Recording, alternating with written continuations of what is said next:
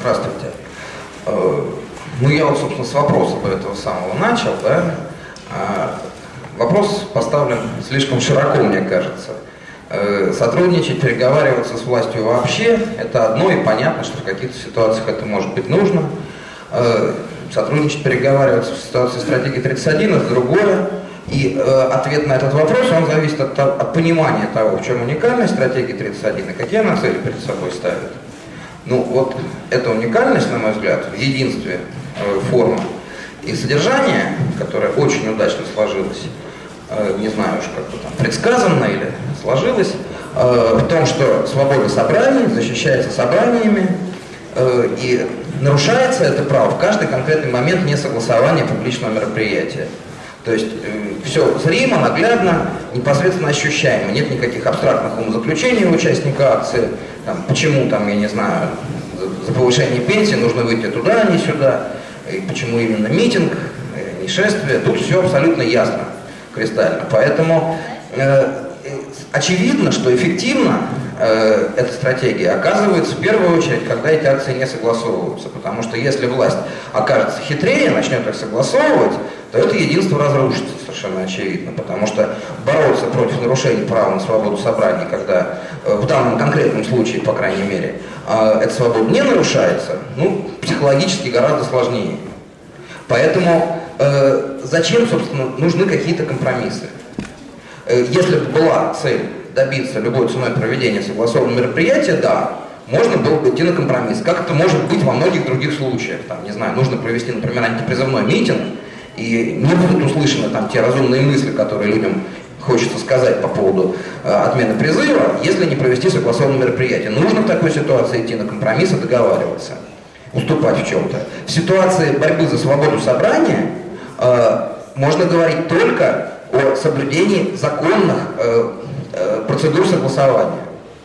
Никаких компромиссов не предусмотренных законов, каких закулисных визитов в мэрию там, или еще куда-то, переговоры с кремлевской администрацией. Вот только что господин Дмитриев говорил, там, готов встретиться с Матвиенко. А зачем?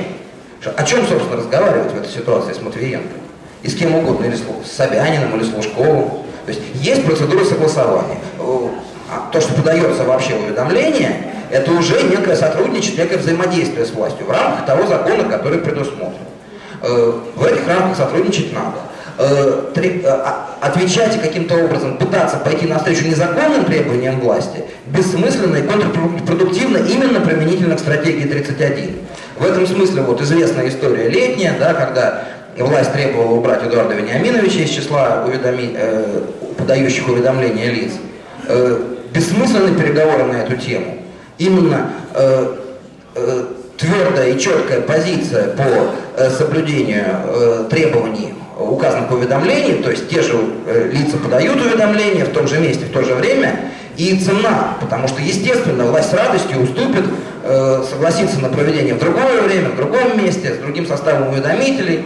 А смысл-то именно в том, чтобы было полностью соблюдено право граждан на проведение публичного мероприятия. С другой стороны, я думаю, что непродуктивной, неконструктивной будет позиция любой ценой отказа от проведения согласованного публичного мероприятия. То есть, если уведомление подано, власть на него отвечает, давайте проводите, то начинать выдумывать все-таки какие-то, на мой взгляд, ранее не обозначенные требования на этом основании отказа от публичного мероприятия выглядит странно. Агитационная ценность мероприятия тоже при этом теряется.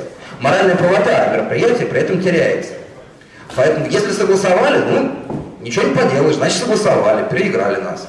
Пока, ну, вот спорная ситуация с 31 октября была, то есть там, с одной стороны, имели место закулисные переговоры Людмилы Михайловны, а с другой стороны, власть фактически согласовала мероприятие, потому что ее представление о численности – это ее личное дело. Никакого отношения к праву на проведение публичного мероприятия это не имеет. В законе четко указано, что они могут сделать предложение об изменении места и времени. Об изменении численности они предложение сделать не могут. Это не есть предложение, на которое нужно соглашаться или не соглашаться. То есть это согласие на проведение. Ну, как бы в этой суете, и учитывая то, что Людмила Михайловна вступила в эти переговоры, все это осталось достаточно непонятным, и тем не менее, слава богу, это, в общем, получилась единая акция. Но я бы ставил вопрос не о том, кто виноват, а о том, что делать, в общем, да? Потому что очевидно, что некоторый раскол намечается, что неважно почему, часть граждан собирается подать другое уведомление. То есть можно проклинать их, да, вот как некоторые выступавшие делали, но это совершенно бессмысленное дело. Вот у людей тоже есть заслуги, у них там есть свое видение. Я не согласен с их позицией. Мне кажется, что свои эмоции и обиды, даже, в общем, как бы и обоснованные, ставить во главу угла при принятии решения об участии или неучастии в этом деле нельзя. Но никто из нас не может указать Людмиле Михайловне или Льву Александровичу Пономареву или еще кому-то, вот не подавайте, да? Они захотят и подадут.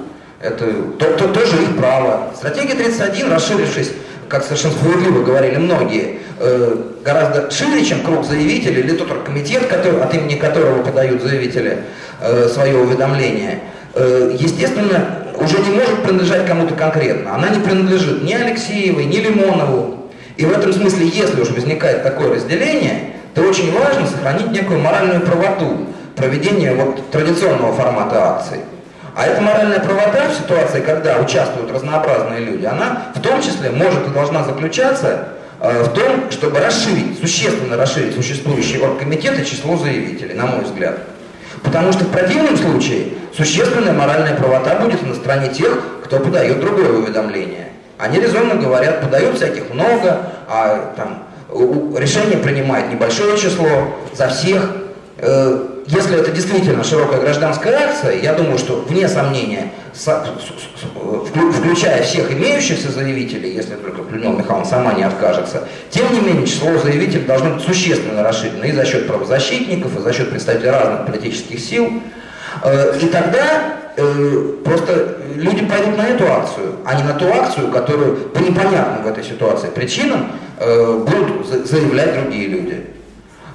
Главное пытаться найти взаимопонимание, пытаться, несмотря ни на что, договариваться, действовать вместе, а если не получается, то не ругаться, не кидаться камнями, а находить моральные средства убеждения и политические средства на убеждение.